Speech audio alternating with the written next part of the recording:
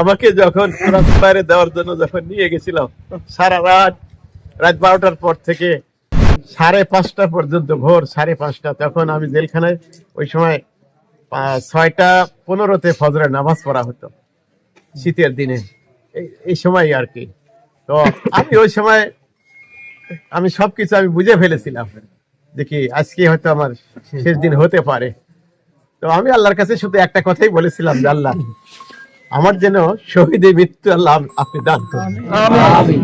যাই হোক, এই সারা রাত রেখে আমাকে যখন, সারা রাত না, আমাকে নিয়ে যাওয়ার পরে আমাকে জিজ্ঞাসা করা হয়েছে যে বিসমিল্লাহির রহমানির রহিম, নাহমাদুহু ওয়া নুসাল্লি আলা রাসূলিল কারীম, আউযু বিল্লাহি মিনাশ শাইতানির রাজীম, বিসমিল্লাহির রহমানির রহিম। ইযা জাআ নাসরুল্লাহি ওয়াল ফাতহ ওয়া রাআইতান নাসা ইয়াদখুলুনা ফি দীনিল্লাহি আফওয়াজা ফাসাব্বিহ বিহামদি রাব্বিকা ওয়াস্তাগফির ইন্নাহু কানা তাওয়াবা।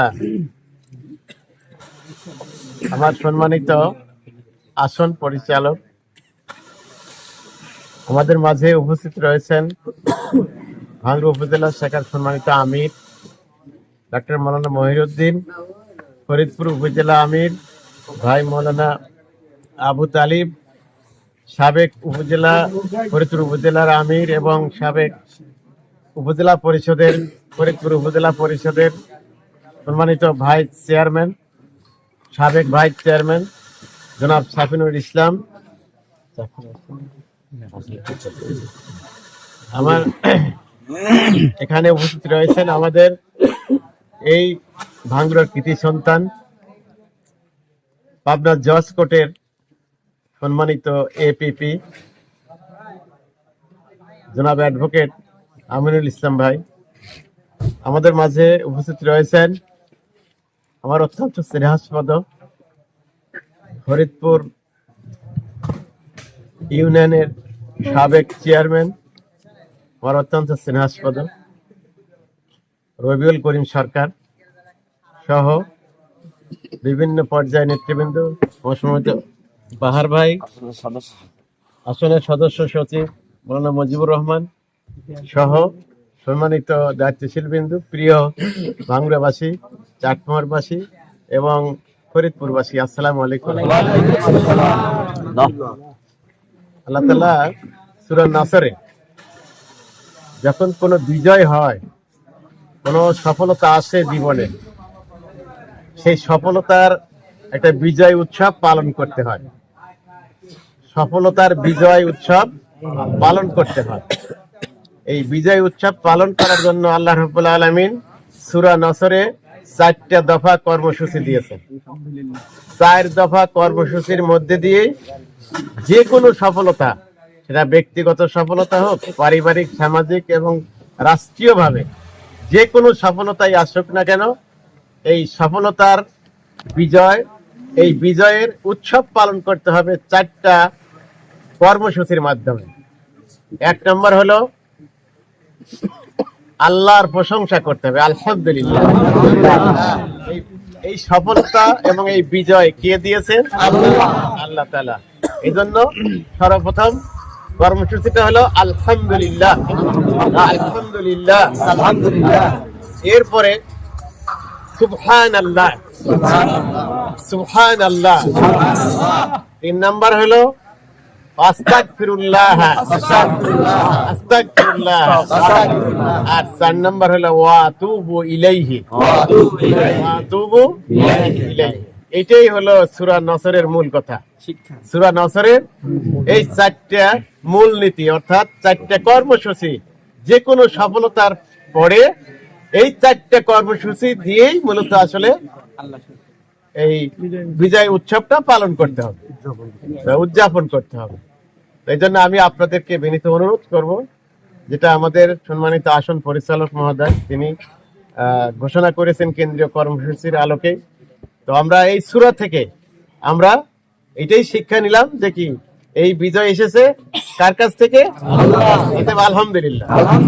তারপরে সুবহানাল্লাহ, তারপরে আস্তাগফিরুল্লাহ, আস্তাগফিরুল্লাহ, তারপরে আর আমার মোহতারাম আসন পরিচালক মহোদয় আছেন, তিনি অত্যন্ত কষ্ট করেছেন।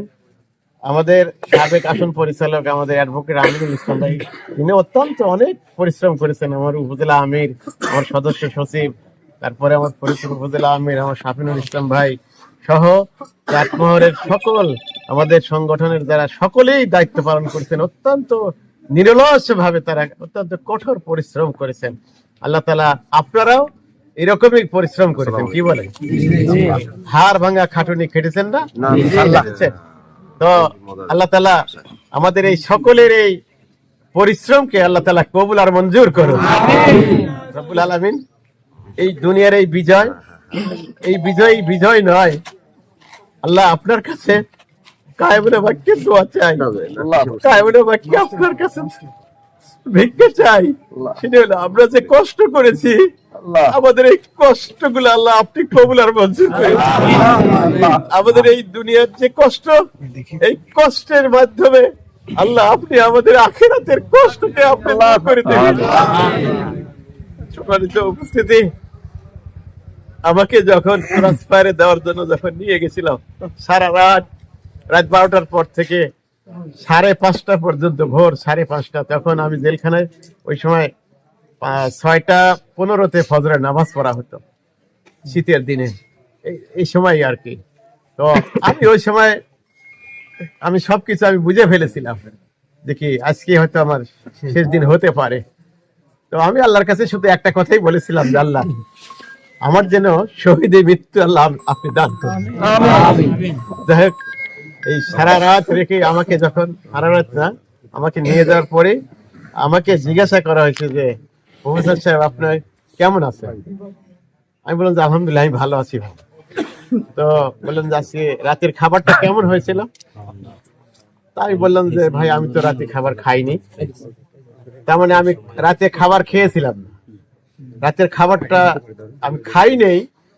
এইটা বলাতে উনি যেন একেবারে আসমান থেকে পড়ে গেলেন, ওই অফিসার যিনি ইনচার্জে ছিলেন আমাকে ক্রস দেওয়ার জন্য।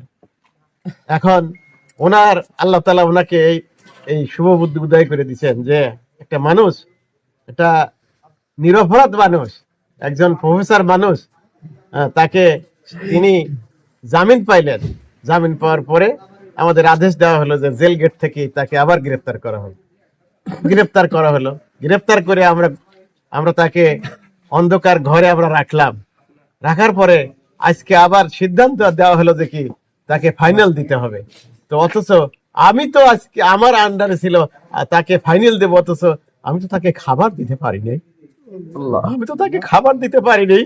অথচ বাংলাদেশের সংবিধান, এটা রাইটস আছে যে একজন ব্যক্তিকে যদি ফাঁসি দেওয়া হয়, আইনের আওতায় যদি তাকে ফাঁসিও দেওয়া হয়, তাহলে তার 3টা আশা পূরণ করা হয়। তার ফাঁসি দেওয়ার পূর্বে 3টা আশা পূরণ করা হয়। অথচ আমি তাকে খেতে দিতে পারিনি। আমি এর জবাব আমি কি দিব? তিনি 2.5 ঘন্টার উপরে, এখন কার সঙ্গে তিনি কথা বলেছেন তিনি ভালো জানেন, আমার পাশে দাঁড়ায় থেকে তিনি কথাগুলো বলেছেন। শেষ পর্যন্ত হয়তো বা তিনি রাজি হয়েছেন। এরপরে 5:30টার দিকে আমাকে আবার সেই ঘরে আবার নিয়ে এসেছিল। এরপরে আবার পরের দিন আমাকে একটা মামলা দিয়ে আবার পুনরায় জেলখানায় পাঠালেন। 7 দিন আমি নিখোঁজ ছিলাম, আপনারা শুনেছিলেন হয়তো। আমি অভিভূত হয়ে পড়েছি। আল্লাহ বোধহয় আপনাদের সাথে কষ্টগুলো কাঁধে আরো বইবার জন্য একটা ভারী বোঝা আল্লাহ আমাকে দিয়ে বহাবেন আপনাদের সহযোগিতা নিয়ে। আমার মনে হয় সেজন্যই আল্লাহ তাআলা আমাকে ওখান থেকে ফিরে নিয়ে এসেছেন। সম্মানিত ভাইয়েরা আমার, আপনারা কে আমাকে ভোট দিল, কে দিয়েছে না দিয়েছে, এটা কোনো কথা হবে না। এখন থেকে বুঝতে হবে যে সকলেই আমাদেরকে ভোট দিয়েছে, ঠিক আছে?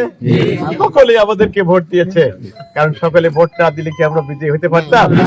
এজন্য আমরা কোন রকম হিংসা বিদ্বেষ আমরা রাখবো না, কোন রকম আমরা হিংসা বিদ্বেষ রাখবো না। তো সবাই ভালো থাকুন, সুস্থ থাকুন। আপনাদের সকলের সুস্বাস্থ্য মঙ্গল কামনা করে আল্লাহ তাআলা যেন এই দায়িত্ব পালন করার জন্য আল্লাহ তাআলা আমাকে তৌফিক দান করুন। আমিন। আমি আজকে আসলে বেশি আমি হয়ে গেছি, আল্লাহ আমার এই দায়িত্ব আমি কিভাবে পালন করব। আল্লাহ আমাকে এই দায়িত্ব পালন করে আল্লাহ আপনি আমাকে সেই যোগ্যতাটা আপনি বাড়িয়ে দিবেন। আপনাদের কাছে এই দোয়া চেয়ে সবার সুস্বাস্থ্য মঙ্গল কামনা করে আমাদের নেতৃবৃন্দকে ধন্যবাদ দিয়ে, সবাইকে ধন্যবাদ দিয়ে আমার কথা শেষ করছি।